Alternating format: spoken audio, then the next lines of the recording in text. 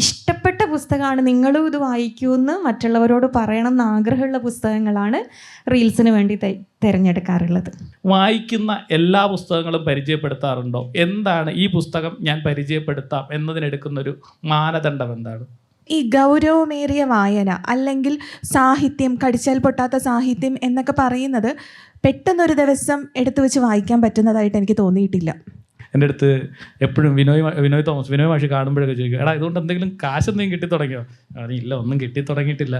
സത്യത്തിൽ ഇതുകൊണ്ട് എന്തെങ്കിലും നമുക്ക് അത്യാവശ്യം സാമ്പത്തികമായ ചിലവുകൾ ഉണ്ടെങ്കിലും സത്യത്തിൽ ഇതിൽ നിന്ന് സാമ്പത്തികമായ എന്തെങ്കിലും, ഇത് മുമ്പ് ചച്ചുനോട് ചോദിച്ചിട്ടുള്ള ഒരു ചോദ്യമാണ്, പക്ഷേ വീണ്ടും അതിൽ കണക്ട് ചെയ്ത് വന്നപ്പോൾ ചോദിക്കുകയാണ്. സത്യത്തിൽ ഈ ഫേസ്ബുക്കിൽ നിന്നുള്ള വരുമാനം എന്നത് എനിക്ക് തോന്നുന്നു മോണിറ്റൈസ് ചെയ്തിട്ടില്ല എന്ന് തോന്നുന്നു. എന്താണ് ഇതിൻ്റെ ഒരു സാമ്പത്തിക സാധ്യതകളുണ്ട്? ഈ വായിച്ച പുസ്തകങ്ങൾ പരിചയപ്പെടുത്തിയാൽ സാമ്പത്തികമായ ഒരു നേട്ടം ഉണ്ടാവാനുള്ള ഒരു സാധ്യത ഇന്ന് നിലനിൽക്കുന്നുണ്ടോ? നിലനിൽക്കണമെങ്കിൽ നമ്മൾ വിചാരിച്ചാൽ പോരാ, അത് പബ്ലിഷേഴ്സാണ് ശരിക്കും വിചാരിക്കേണ്ടത്, നമ്മളല്ല. പക്ഷേ ഈ പറയുന്നത് പോലെ നമ്മൾക്ക് ഒരു കാര്യം ചെയ്ത് കഴിയുമ്പോൾ നമുക്ക് കിട്ടുന്ന ഒരു ആത്മസംതൃപ്തി ഉണ്ട്. അത് ഓരോരുത്തർക്കും വ്യത്യാസമായിരിക്കും. ചിലർക്കൊരു സിനിമ കാണുമ്പോഴായിരിക്കും, ചിലർക്ക് നന്നായിട്ട് ആഹാരം കഴിച്ചാലായിരിക്കും, ചിലർക്ക് ഒരു പുസ്തകം വായിച്ചാലായിരിക്കും.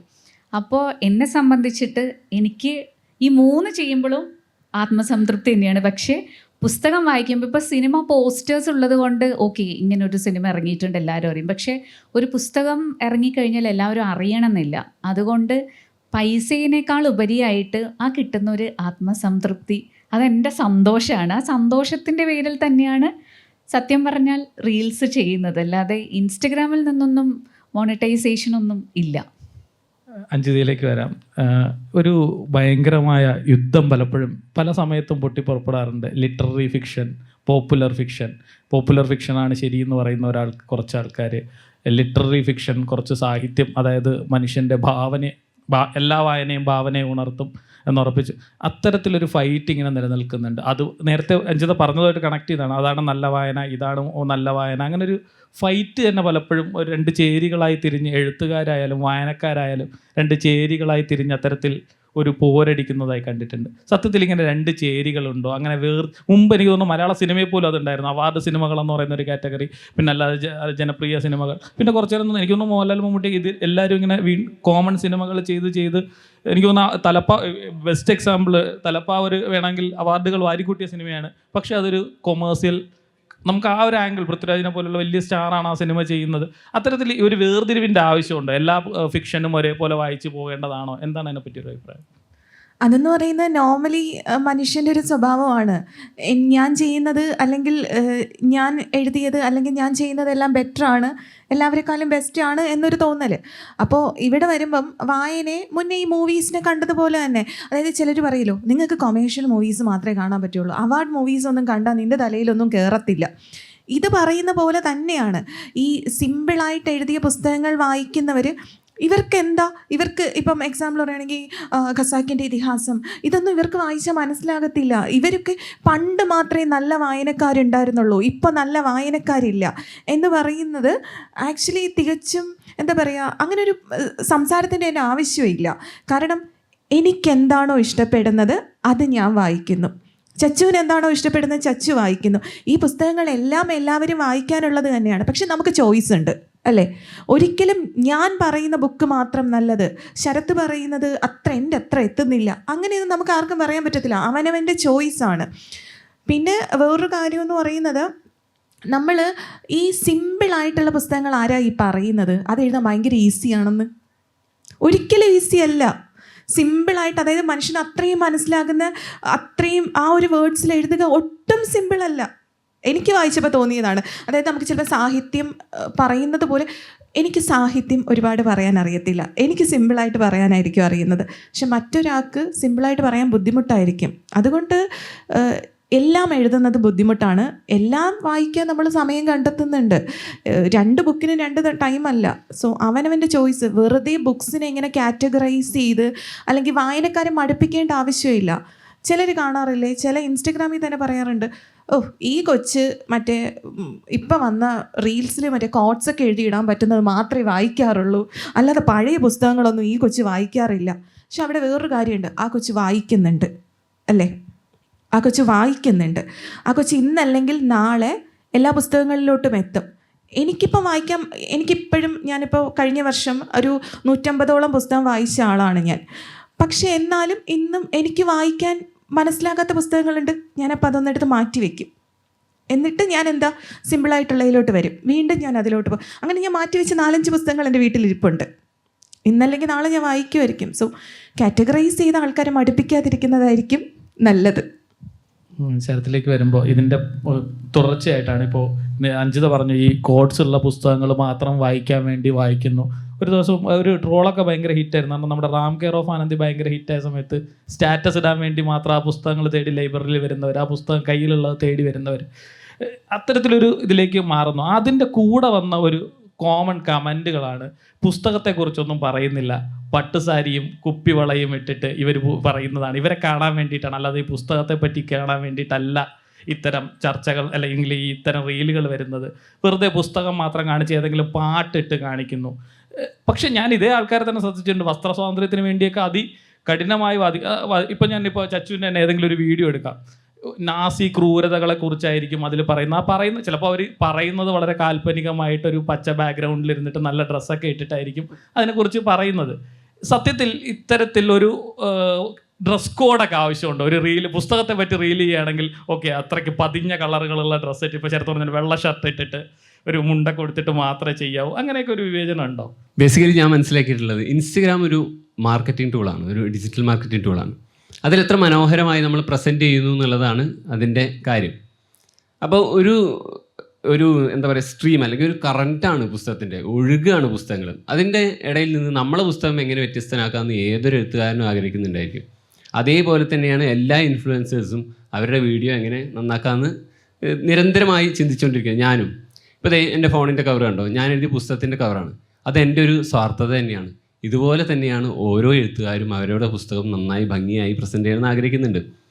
ഇവിടെ പ്രോബ്ലം എന്താണെന്ന് വെച്ചിട്ടുണ്ടെങ്കിൽ, ഇങ്ങനെയുള്ള കുട്ടികൾ വിമർശിക്കപ്പെടുന്നത് ശരിയായ കോണ്ടൻറ്റിൽ നിന്ന് വ്യതിചലിച്ചുകൊണ്ട് ഒരു ബന്ധമില്ലാത്ത കാര്യം പറയുമ്പോഴാണ്. പൊനം എന്ന് പറഞ്ഞ പുസ്തകം ഞാൻ വാങ്ങിക്കുന്നത് ഒരു റീല് കണ്ടിട്ടാണ്.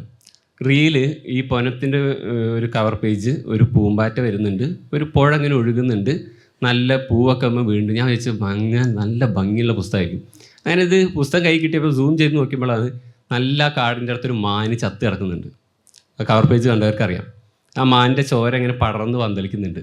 പൊനം വായിച്ചപ്പോഴാണ് മനസ്സിലായത്, ഈ കണ്ട റീലുമായി യാതൊരു ബന്ധവുമില്ലാത്തൊരു കോണ്ടൻ്റാണ് അതിൻ്റെ അകത്തുനിന്നുള്ളത്. ഇത് വളരെ ഡിസീവിങ് ആയിട്ടുള്ള ഒരു കുറ്റകൃത്യം തന്നെയാണ് ഞാൻ വേണമെങ്കിൽ പറയാം.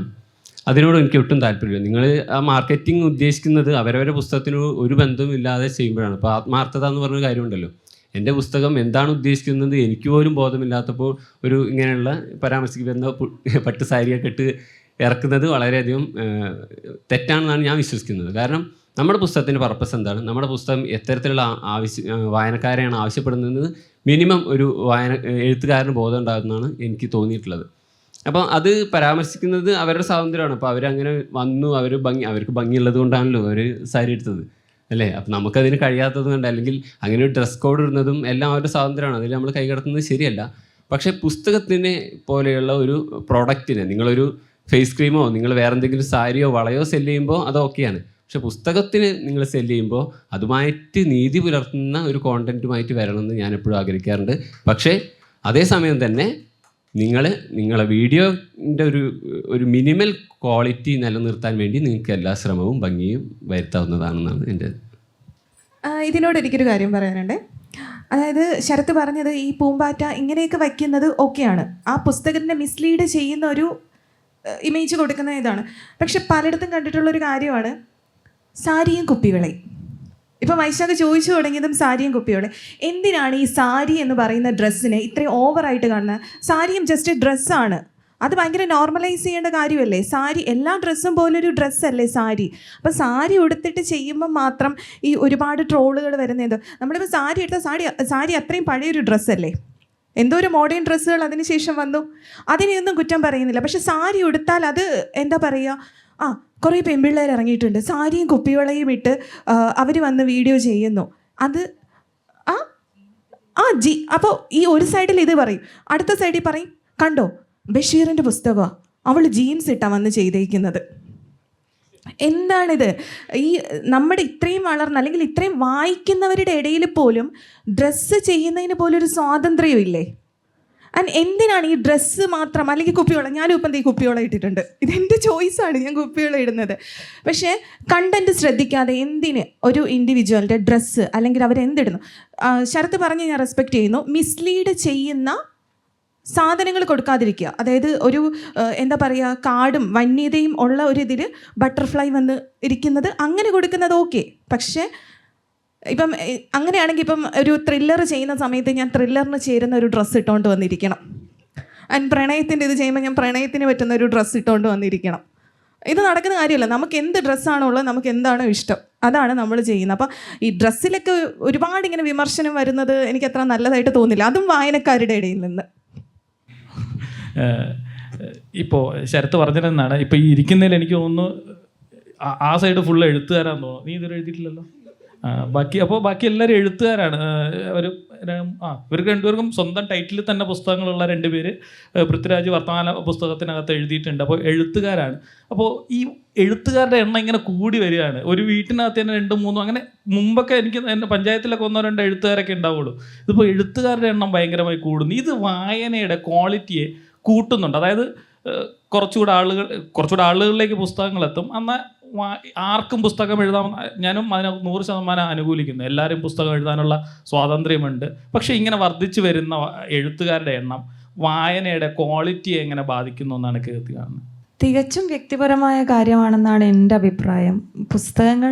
ഓരോ പുസ്തകവും ഓരോ എഴുത്തുകാരൻ്റെയും ഡ്രീം ആയിരിക്കാം. അവർക്ക് അവരുടെ ഒരു കുഞ്ഞിനെ കയ്യിൽ കിട്ടുന്ന പ്രതീതി ആയിരിക്കാം ആ ഒരു പുസ്തകം കയ്യിൽ കിട്ടുമ്പോൾ. പക്ഷെ പുസ്തകങ്ങളുടെ എണ്ണം കൂടി വരുമ്പോൾ അത് വായനക്കാരുടെ ക്വാളിറ്റി വായനയെ ബാധിക്കുന്നു എന്ന് ചോദിച്ചാൽ അതിനുത്തരം പറയാൻ ഞാൻ ആളല്ല എന്ന് ഞാൻ കരുതുന്നു. കാരണം നമ്മൾ അങ്ങനെ ചിന്തിക്കേണ്ട കാര്യമുണ്ടോ എന്ന് എനിക്കറിയില്ല.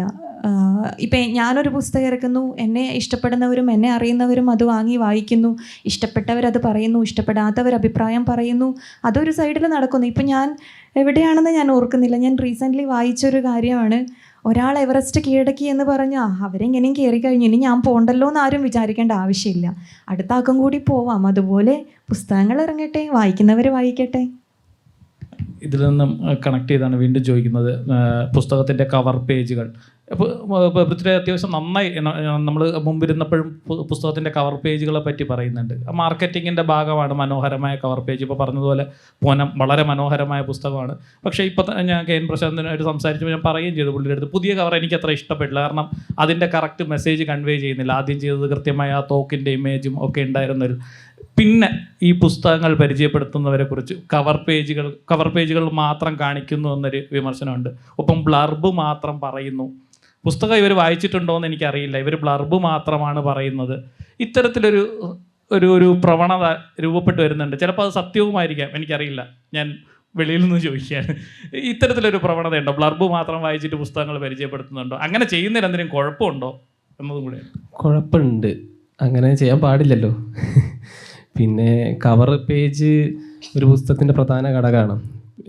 ഇപ്പോൾ കുറേ പേരുണ്ട്, എനിക്കറിയുന്ന ചിലരുണ്ട്, ബുക്ക് വായിക്കാതെ അതിൽ ഏതെങ്കിലും കോട്ട് മാത്രം വായിച്ചിട്ട് ബുക്ക് അവതരിപ്പിക്കുന്ന ആൾക്കാരുണ്ട്. അപ്പോൾ എനിക്ക് വ്യക്തിപരമായിട്ട് പറയാനുള്ളത് എന്താ വെച്ചാൽ, അവനവൻ്റെ ബുദ്ധി യൂസ് ചെയ്ത് ബുക്ക് വാങ്ങാനുള്ള കഴിവുണ്ടാക്കിയെടുക്കണം. ഇപ്പോൾ ഞാനൊരു ബുക്ക് പറയുന്നു, അത് വാങ്ങണം എന്നില്ല.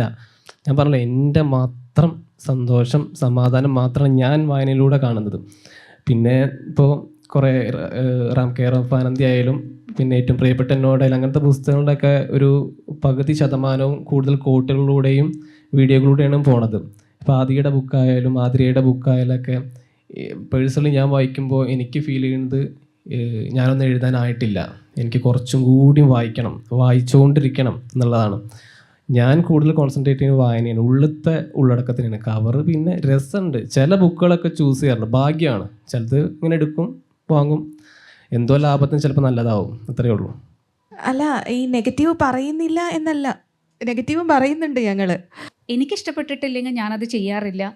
ചിലർക്കത് പറഞ്ഞു കഴിഞ്ഞാൽ ഇഷ്ടപ്പെടാറില്ല, അങ്ങനെയുള്ളവരോട് പറയാറില്ല. അല്ലാത്തവരോട് പേഴ്സണലി ഞാൻ പറയാറുണ്ട്, എനിക്ക് ആദ്യത്തെ പുസ്തകമായിരുന്നു ഇഷ്ടപ്പെട്ടത്, ഞാൻ അതുകൊണ്ട് ഇത് ചെയ്യുന്നില്ല. ഈ ജനകീയമായ പുസ്തകങ്ങൾ റീലുകളിലൂടെ മാത്രമാണോ ജനകീയമായത്, അതോ അതിൻ്റെ ക്വാളിറ്റി ഉള്ളതുകൊണ്ടാണോ?